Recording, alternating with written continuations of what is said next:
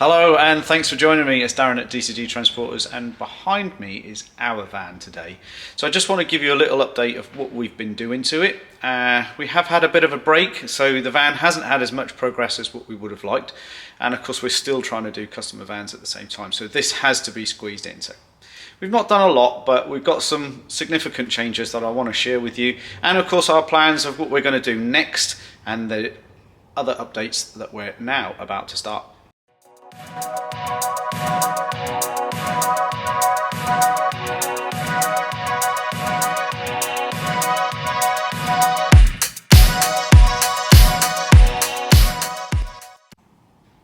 Right, so coming around to the back of the van, you can see we've been busy with the carpet lining. So as we've seen in the previous video, I removed the bulkhead, so that's all gone, trim's back in.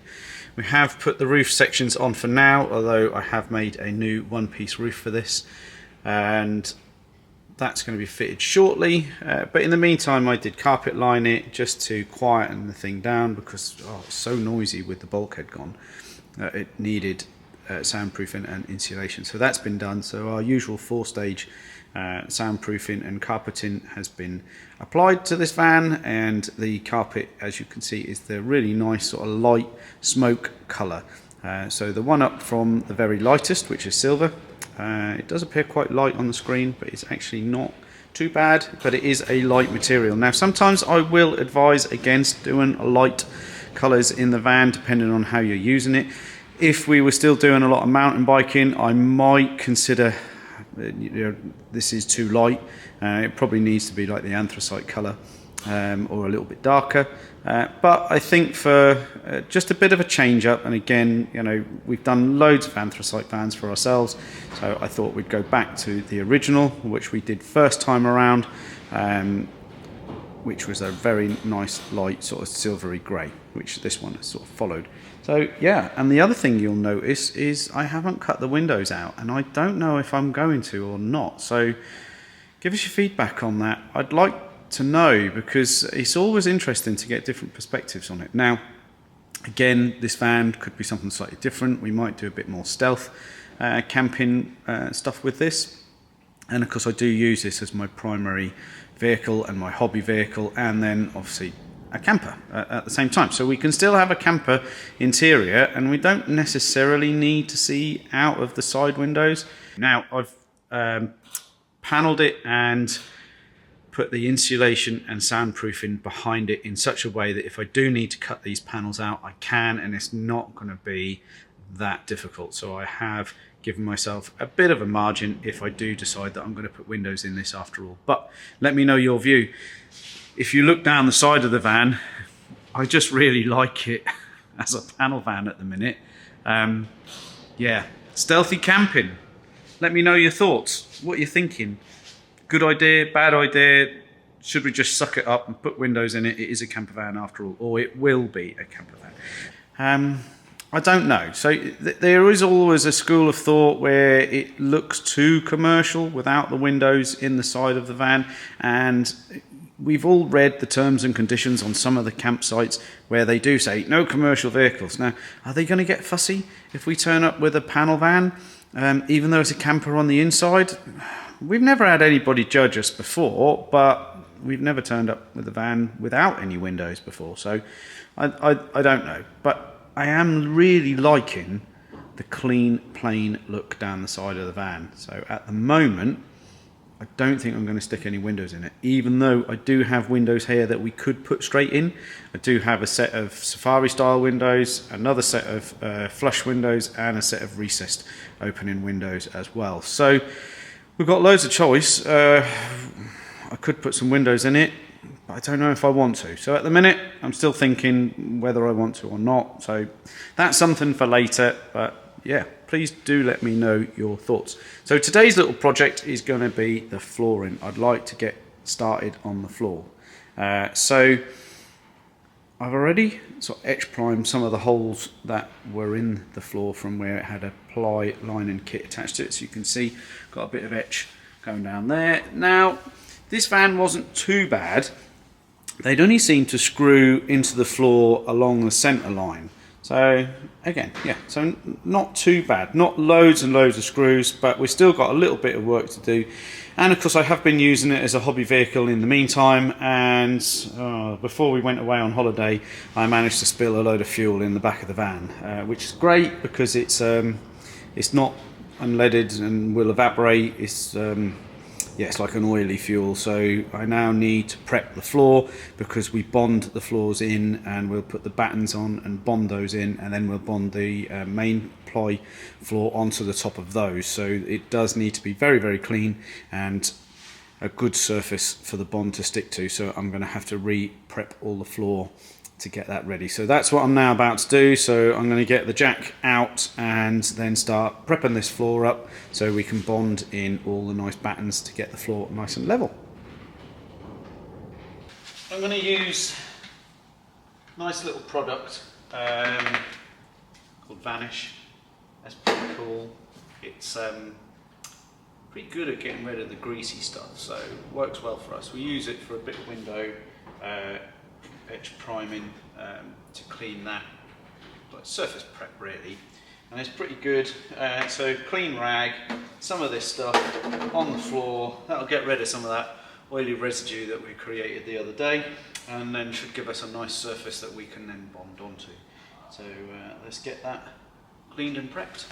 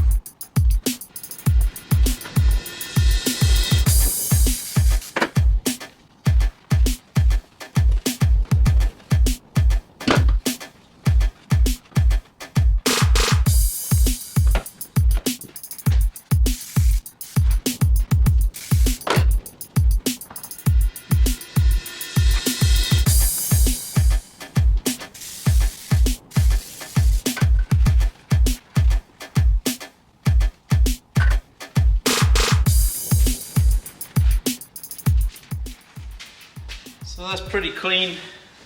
It's quite satisfying as well, knowing that you're starting with something that's clean underneath.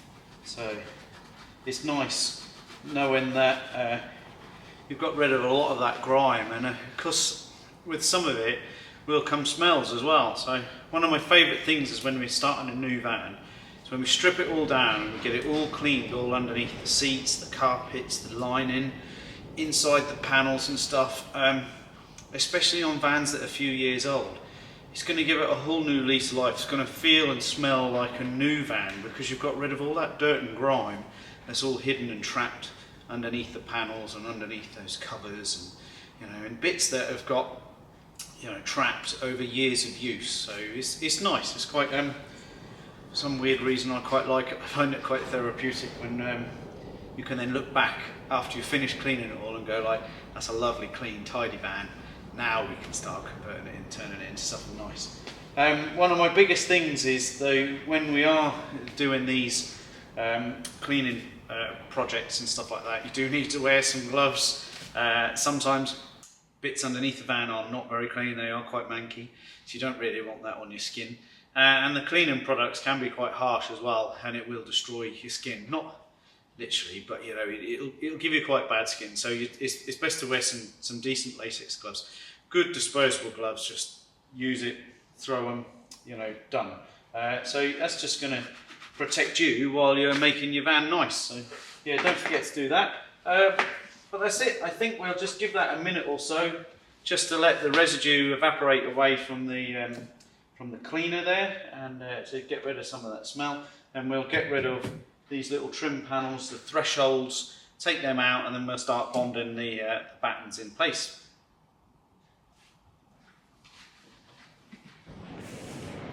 Right, so the idea is we want something like this. So this is where all the battens will actually fill in the ribs So I haven't stuck them down yet. So if you look at them and think, oh, they're not straight, no, they're not quite straight yet at the moment. But this is just our mapping for where the battens are going to sit, and then we're going to bond them on individually, and then we'll put bond on the top of the battens when we then put the floor down. So it's a bonded system rather than a screwed through the floor system.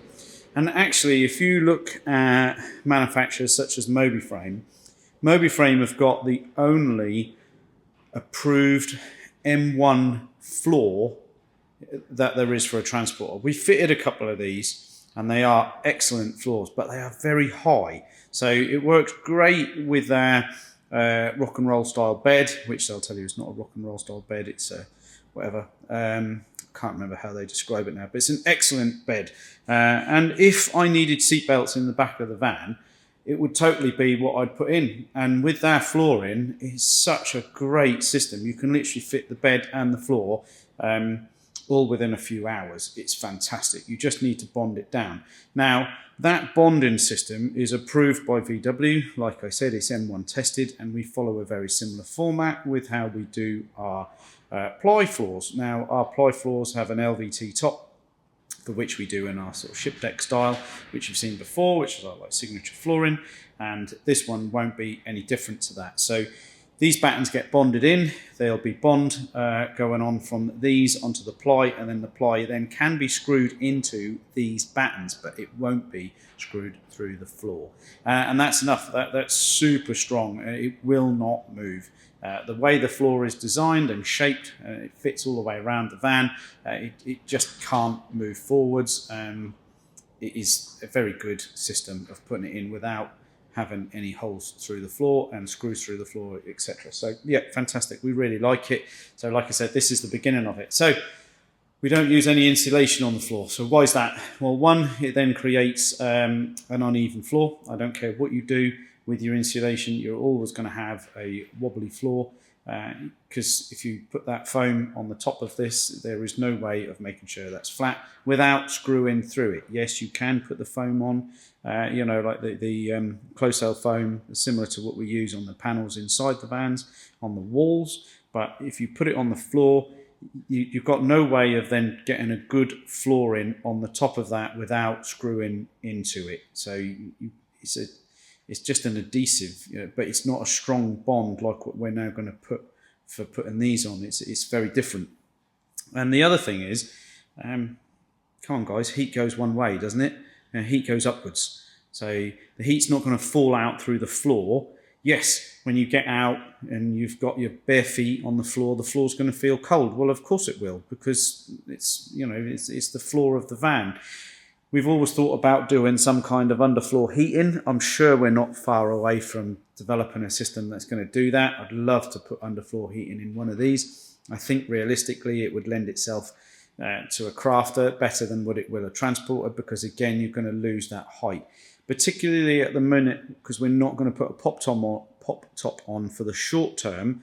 I really don't want to raise the floor by a lot. So I want it to be about the same height as what the combi floor would be. So it's about 12 to 13 mil higher than what this floor is at the minute. So that's what we're aiming for, no more than that. So by putting insulation underneath it, you are then going to pick that floor level up by quite a margin, aren't you? And I mean, you go down the route where you see a lot of the guys with bigger builds, crafters, etc., that are putting Celotex down in between battens and all of that. Well, amazing. If it makes you feel good, then yes, go and do it. But I'll tell you right now from experience of having built these over however many years we've been doing it now, since 2016 or whatever it was, I think we did our first one. We've built them in lots of different ways. We've tried loads of different things, and I tell you what, it makes absolutely zero difference insulating the floor. Road noise doesn't really matter, because yes, you might cut it down a small amount, but realistically you're never going to notice. By the time you've got a decent ply flooring on with a decent top, whether it's vinyl, LVT or something very similar to that, that's going to reduce your road noise. And actually it's warm enough. You're not going to make significant gains by putting a bit of insulation underneath the floor. Not from my experience anyway. We've camped in Scotland without heaters. We've camped all over Europe. We've gone to some pretty cold places and we've gone to some pretty warm places. The floor makes very little difference. In fact, I'd go so far to say, like I did earlier, it makes absolutely zero difference whatsoever. If you've got a different opinion of that, then great, let me know. I'd love to hear you and why you think it's going to be beneficial. But I tell you what, physics dictates that heat goes upwards. The heat does not fall out of your floor, it goes upwards to the roof. So we've insulated the roof, we've got a nice bit of recycled wadding in there, and then the closed cell foam, and then the sound deadening pads, and then we've got the roof material itself. So one, it's going to keep the heat out, and then it's going to keep the heat in over winter time. So that's important. That's good if you can do that, particularly to a tin top fan. But doing the floor, I think it's a waste of time. It's a waste of resources, waste of money, waste of your time and effort. Concentrate on getting the floor level and flat and good. So that's what we're going to do here. So we're going to have a nice level floor that's really strong, that's bonded in properly, doesn't go through the skin of the van. So we're going to repair all of the holes that are in it now by filling them with Bond. Like I said, we've etch primed them all already, so nothing's going to rust. So yeah, this is what we're now going to do. So now going to get these bonded in, and then we can start putting the floor in on the top of that. Now we've got the ply floor down, and we've just chucked a combi threshold on the back there, so you can see the floor's nice and level. I did have to remove the side panel, as you can see, underneath what would be the driver's, or behind the driver's side flat panel there, which would be underneath the window.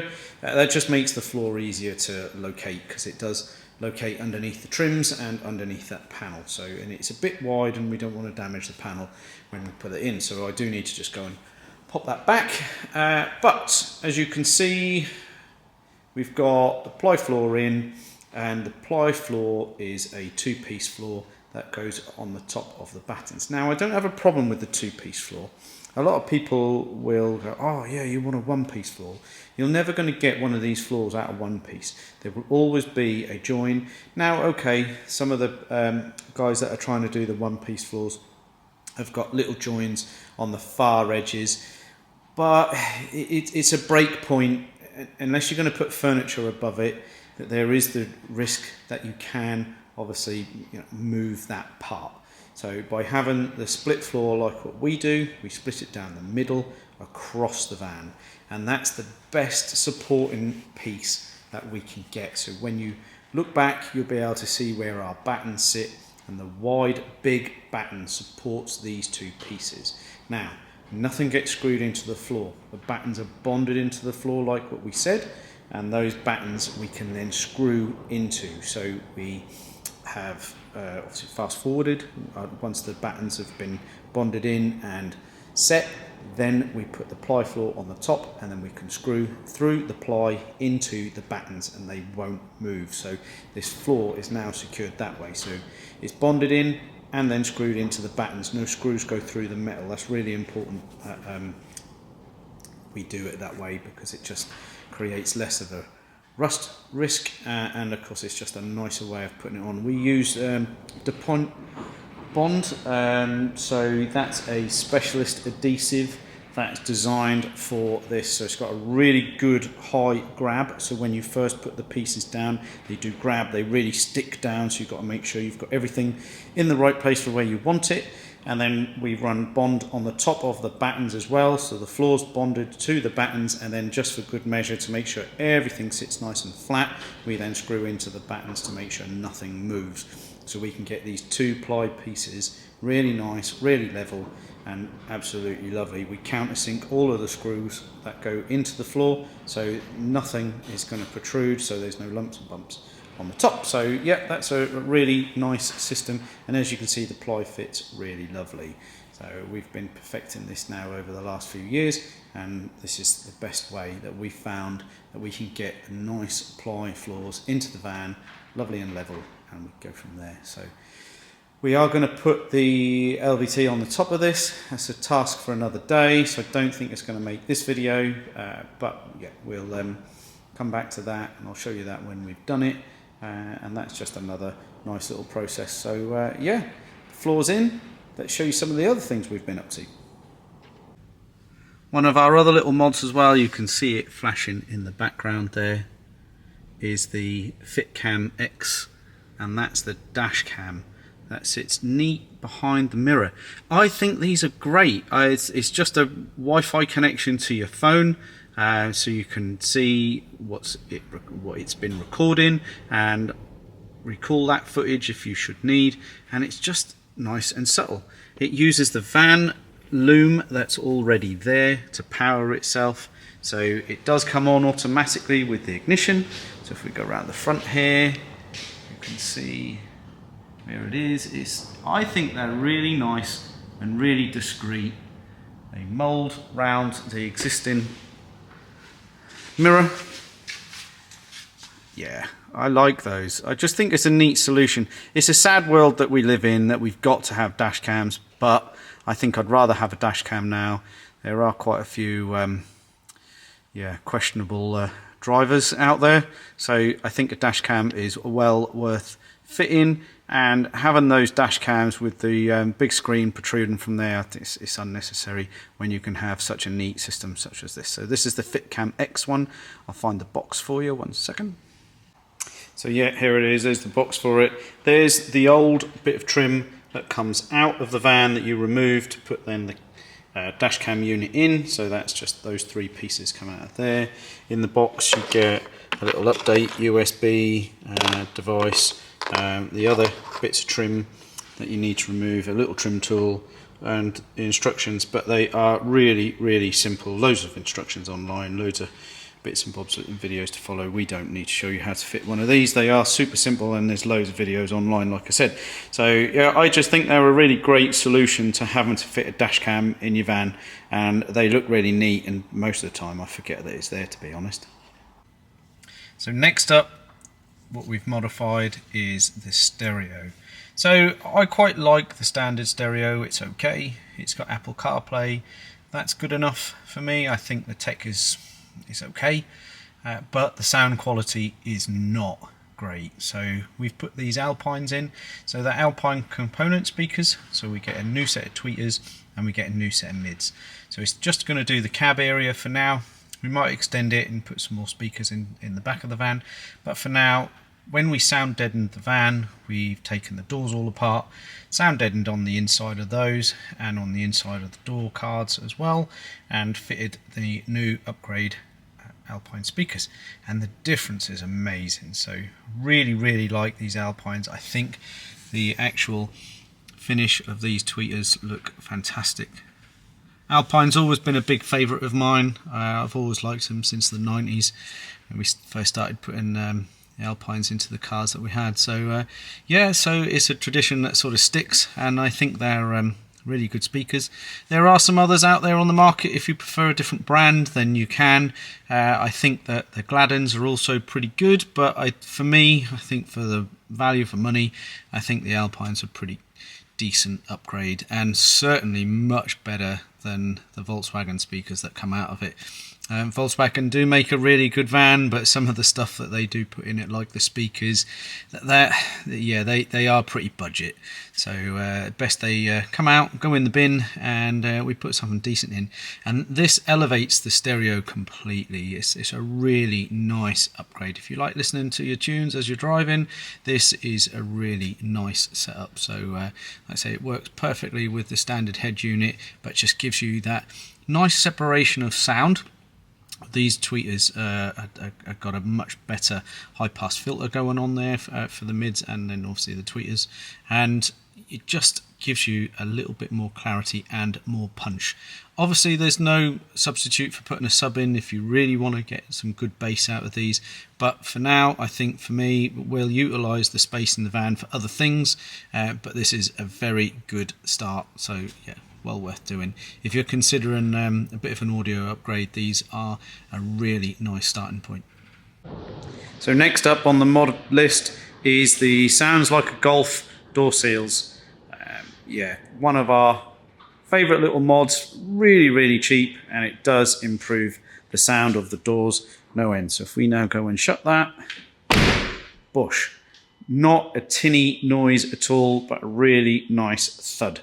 And that is these little seals that run down the door here. So starting up there, following the door all the way around where the fuel flap would be, going down to the end there, and then finishing just at the front of the door.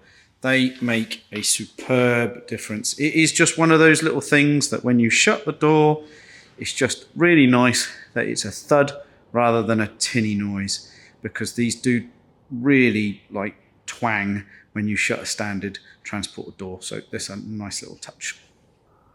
So that's it for this little video. Thanks very much for joining me. Please do remember to subscribe to the channel and hit that like button if you've enjoyed what we've been up to. I think the floor is an absolute great start, and now we can crack on with getting the actual floor covering finished on this. I'm still deciding whether I'm going to put windows in this or not. I think I do like that stealthy look of it at the minute. I'm enjoying it as a panel van. Yeah. I think we're going to probably end up changing it eventually, but for now, I'm enjoying it as a panel van, like I said. So do leave us your comments. What would you do? Leave it as a panel van, put some windows in it. It does make it look more like a camper, especially if you are, you know, parking somewhere nice. You want to enjoy that view. That's what it's all about, isn't it? Going somewhere nice. We're hoping that we're going to get some good weather. We're going to be somewhere decent that we actually want to see, rather than holed up in the van like a hermit. So I think the chances are we probably will put windows in it, but for now, like I said, I'm just enjoying it as a panel van. Yeah, it's pretty good. I like the light colours. It's nice to do something different. The floor's going to be slightly different as well, so I look forward to showing you that in one of the next videos. And yeah, get this roof sorted out, get some lights in there, I think, and just make that a little bit better than what it is at the minute. So, but we've run out of time on this one, so we will see you in the next video. Please do give us a like I said, and please do remember to subscribe to the channel. That is very much appreciated, and we look forward to seeing you in the next one. Take care, bye bye.